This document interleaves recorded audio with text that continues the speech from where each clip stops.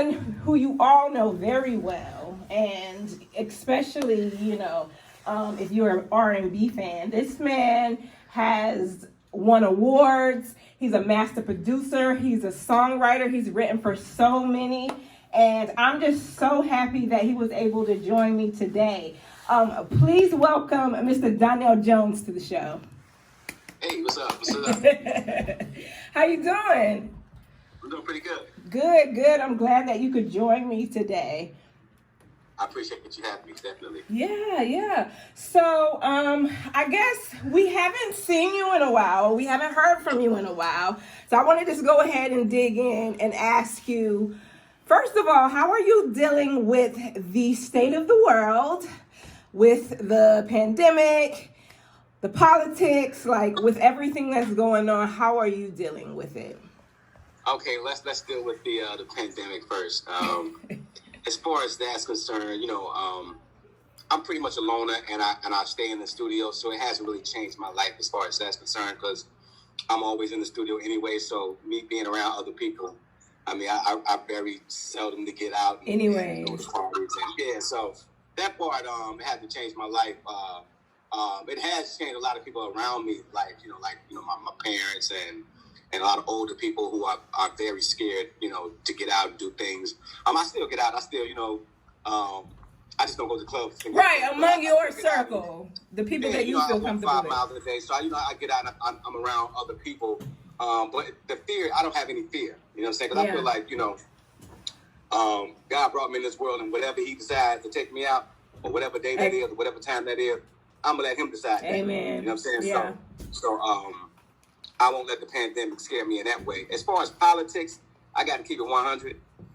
I'm not really into politics. I really don't feel like we have a great candidate at all. Period. I really feel like both of these cats have done some things in the past that has not been towards black people. And I feel like, we just have to choose the lesser of the two evils. Right. You know what I'm saying? Right. But I really think that they're both not really good for us. Yeah. That's my opinion. Did you watch the debate? I did. I thought it was just I couldn't do a nothing. That's what it was. How ridiculous it was. Yeah. Yeah. And both of these guys, it's supposed to be our commander in chief, and they can't even get it right, in a debate. So that again shows us that, we don't have any great choices at all. But we definitely have to vote and pick the lesser of the two evils. Right. Definitely get out and vote, and exactly. Yes, those are the words. All right, so I want to talk about where have you been? Like, what's been going on? Are we cooking up? What are we doing right now? Oh, we definitely cooking. The last thing I did was I wrote and produced a song on Jacquees' album called 23. Love Jacquees. Yes. And right now, that just kind of put a spark in me.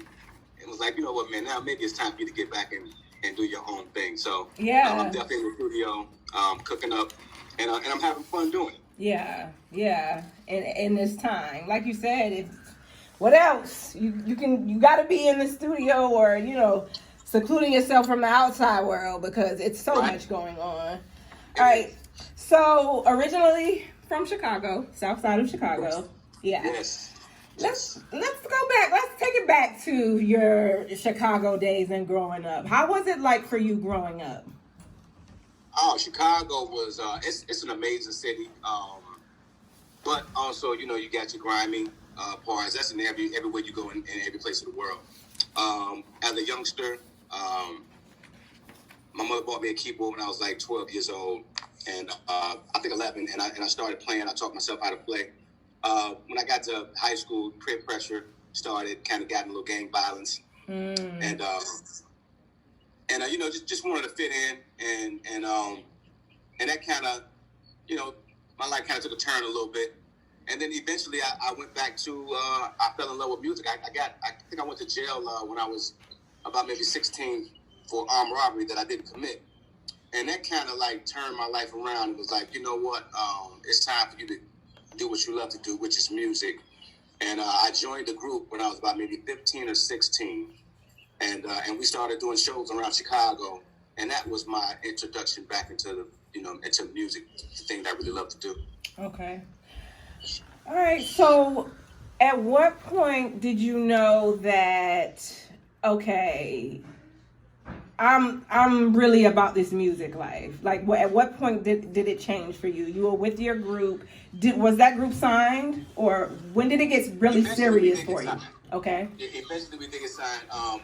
For me, I knew it was what I wanted to do when I was in high school and I was singing in the lunchroom. Mm-hmm. And I got the attention of the girls. I was a little bitty guy, you know. I was like real skinny, you know, real small back in the days, but girls love my voice. You know, they love the way I sound. So yeah. You know, I was getting attention, and I was like, man, you know, this is what I really want to do. So, you know, me and the group, we started really taking it seriously. We did a lot of shows around Chicago, but we never really got signed. So we decided to go. About when I was 17, we decided to go to the Black Radio Exclusive Convention, which was held in Washington, D.C. at the time. This was around 90, 92 or 93. And we had a showcase, but nobody came to it. So we decided to go outside and sing. What do you mean nobody came to it? It was like dead? It was empty? It was like crickets. It was like nobody was in there but us. How did that make you feel? You know, I mean, embarrassed, like, you know, like, damn, we did all this shit for nothing. Yeah. So this was like our last straw, because, you know, the group was on the verge of breaking up anyway. It's 4 different guys, 4 different personalities, and we all had differences. But that day we decided, okay, we're going to give this one last shot. So we went outside the hotel and started singing for anybody who would listen. And Eddie F., Heavy D's DJ, happened to walk up. And he was like, yo, man, I like how y'all sound. And I want to sign y'all. You know, quite naturally, we didn't believe it. And as soon as he walked away, we went to go sing for the next person. But he actually came back over and was like, nah, just don't sing for nobody else. Well, so he made y'all just stop. Yeah, he was like, nah, don't do that. Don't do that. I'm going to sign you guys. And about a month later, he sent us plane tickets to Chicago to come to Jersey. And he signed us. Wow. Yeah. Right on the spot. Wow, that's a way, yo. But let's talk about like the process of you writing, because you've written for so many, and I think the ones that we're most familiar with is the song you wrote for Usher, "Think of You." That was a big record. Where were you at during that time in your career? I was in Chicago. Eddie had called me back out to New York. He was like, yo, I'm about to get ready to work on this young guy named Usher Raymond. I want you to come and write some songs for him. So I flew back to Jersey at the time, wrote a song called You Took My Heart that's also on that album. And Puff happened to hear that song. He was like, yo, man, who is this cat? I want him to write a song with me for Usher. So I got in the studio with him and Faith, and we wrote the song you're talking about for Usher. You and Faith Evans? That's correct, yep. Wow. And so at what point did you get signed to LaFace Records? Shortly after, probably about maybe a year after that, I was in the studio making my own records, and I came up with In the Hood, Natural Thing, and I think another song, I forget the other song, but the song that was on my first album. And Eddie heard it. He was like, yo, man, I'm going to take these songs. I'm going to try to get you a deal. So he took it to L.A. Reid. L.A. heard it. He was like, yo, I want to sign you, man. I flew down here to Atlanta, and I had a meeting with him. I sung a little bit of one of my songs to him. I think it was Yearning. And from there, he was like, yo, man, I want you to come back with a finished album. I'm going to sign you. So that's pretty much how that went. Okay. I think it was just in my cars. It was just, yeah, of course. It was destined to happen. So you get signed. When do you know, like, my life has changed forever? Was it right then when he was like, I'm going to sign you? Or was it when you started working with him? Or at what point are you like, oh, yo, it's over? My life has changed. Now, my life changed when the Usher song came out. Oh, okay. Well, let's talk about that then. That song came out, and I seen the video, and I seen, you know, because I'm from Chicago. I'm a young brother there. Yeah. I didn't think any of these things was going to happen. So once I seen that video and I seen him dance and I seen it on BET, I was like, yo, I wrote that song. Yes. My life changed immediately right after that. It was like, wow, you know. Right. But you weren't known. Or were you? I wasn't known. I wasn't known at all. But I was starting to get known in the music business as far as being a writer, like a great writer. Like if you want a song, because Puff had tried to get a lot of people to write this song for him, but nobody could come up with a melody for it. So he gave me a shot, and I came up with a melody for it. So, I mean, it was a lot of people were asking me to write songs at that time. So I got a chance to really get my name out there. Right. So I want to know, when did you know you were famous? What was that day like? I didn't know I was famous really until Knocks Me Off My Feet came out. Yeah. You really, yeah. Because In the Hood was my first single, and that got some real pull. But when that Knocks Me Off My Feet came out, it was different. That took it to a whole nother level, and the funny thing about it is a lot of people will come to me like, yo, man, that's a dope song, but they didn't even know that it was a Stevie Wonder remake. So that gave me a lot of notoriety, and I knew I was famous at that point. Like, things started changing. Yeah. So what is the process like behind writing or performing or any of those when you step into your artistry? Like, what is that process like? What's the creative process like? Well, as far as the writing part goes, I just tend to draw off of things that I've been through, personal experiences, my life situations.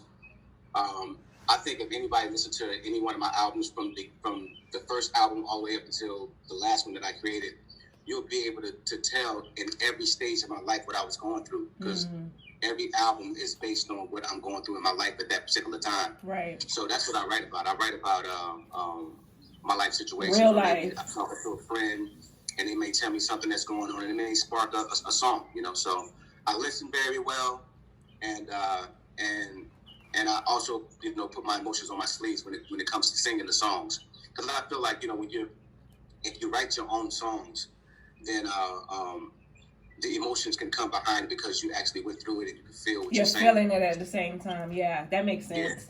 Yeah, that makes sense. All right, so you are now working on your 7th album, right? Yes. And this is really what I wanted to bring you on for, is because the purpose and the meaning behind the album I think is very important right now. So go ahead and talk about that. 100% Free. Yeah, well, 100% free for me means that I'm 100% free. I let go of a lot of things. My last album was 7 years ago, and from that, it took me 7 years to get to this point right now where I feel like I'm 100% free. I stopped smoking cigarettes. I stopped smoking weed. I stopped drinking.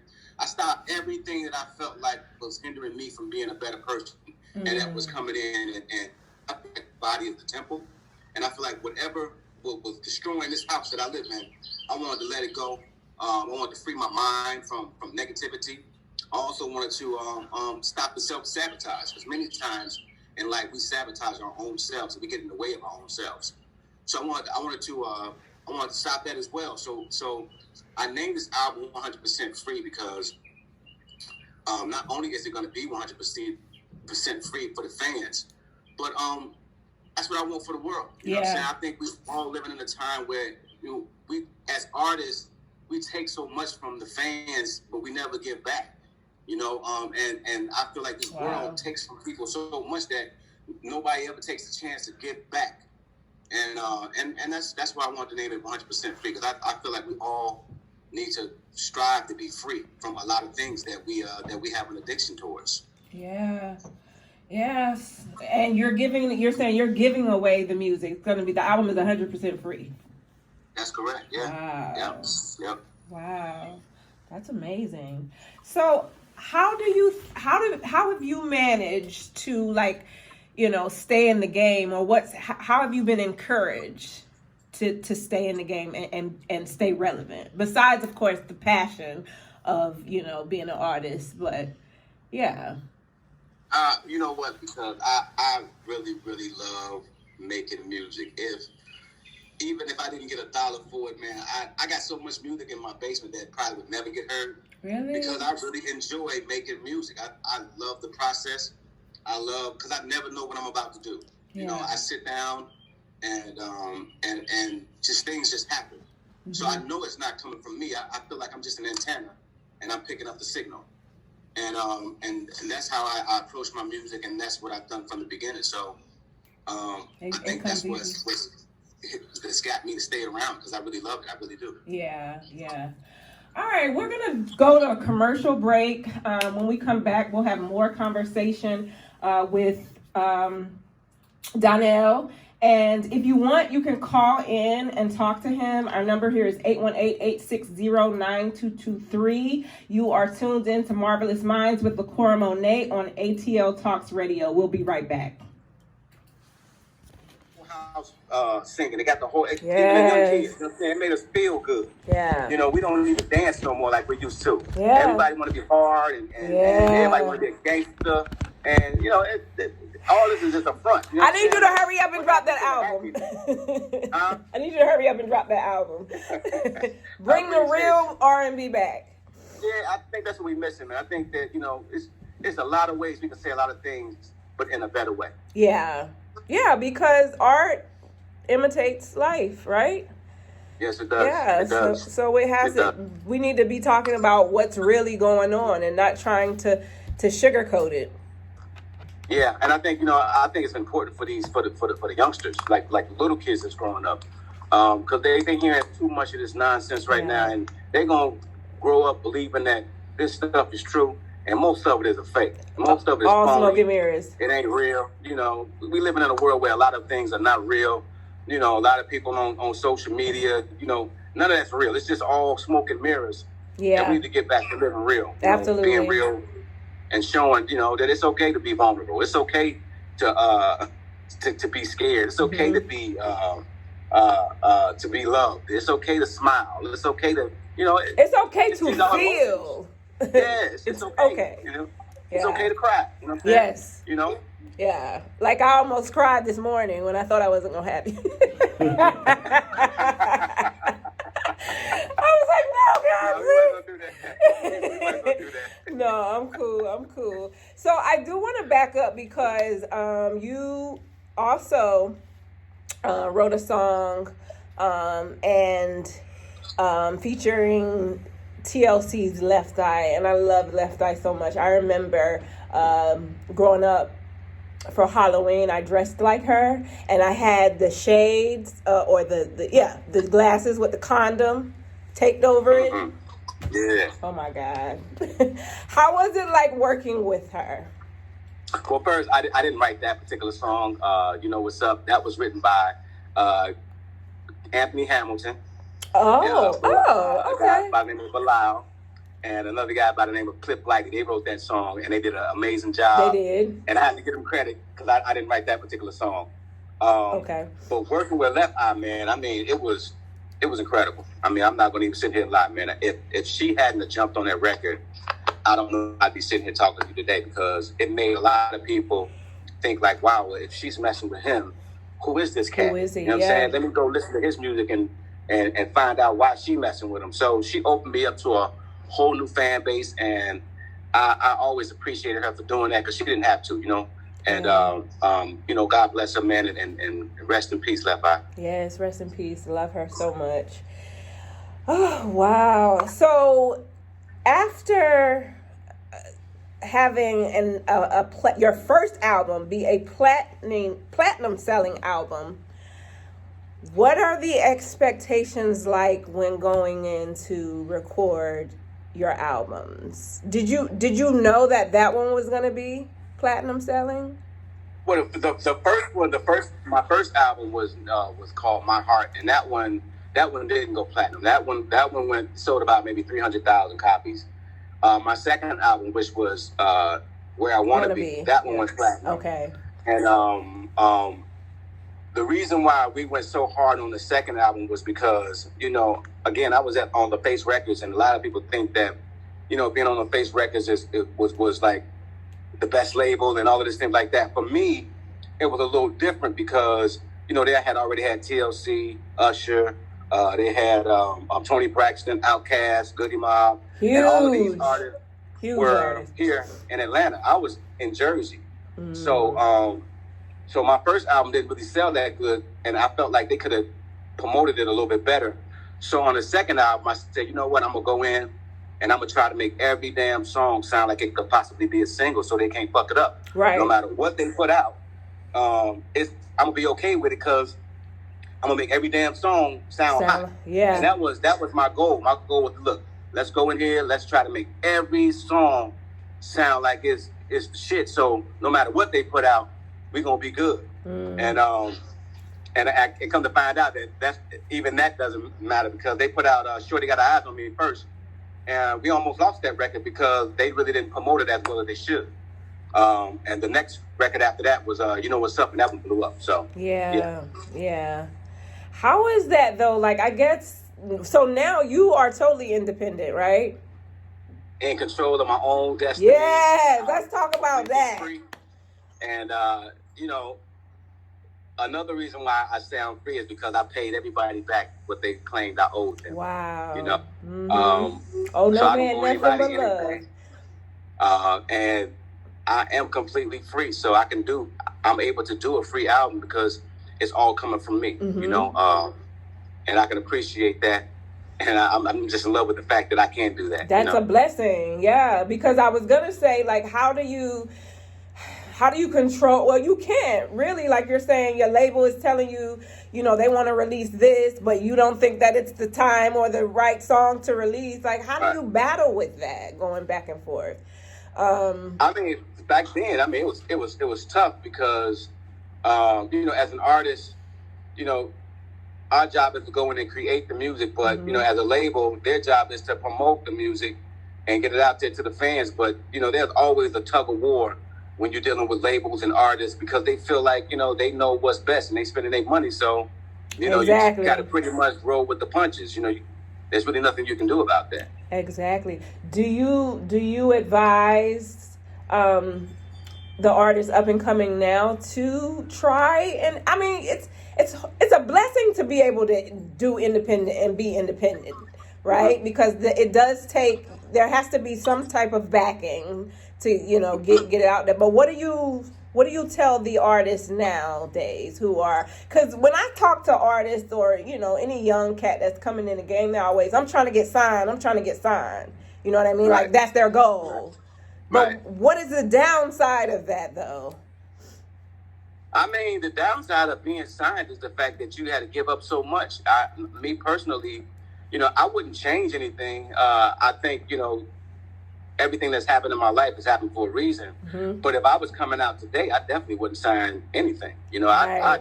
I'd ride it till the wheels fall off. Because, I mean, there's so many ways to get your music out there today. Yes. That you really don't need a label. Yeah. You know, you don't have to, you know, pretty much sell your soul. You don't have to do that. You just have to have work ethic. Yeah, and then, you know, people telling you what type of music you should make, and then you feel like shit after you make some bullshit music. Yeah. But that's what you got to do in order to compete with the masses. You know what I'm saying? So for me, it's true. It was very important for me to be on my own, so I wouldn't have to make music that didn't mean anything to me. Like, I'm tired of dumbing down things to make it sound like it should go on the radio when, you know, it's BS. Right. No, that makes a lot of sense. Wow. Well, yeah, you've dropped so many gems for us, and I appreciate you. I feel like I know you a little bit better now. But we're gonna go to another commercial break, and when we come back, we're gonna wrap up with Donell. Like I said, if you wanted to call in, you are welcome to 818-860-9223. And we'll be right back with Marvelous Minds, LaCoraMonet.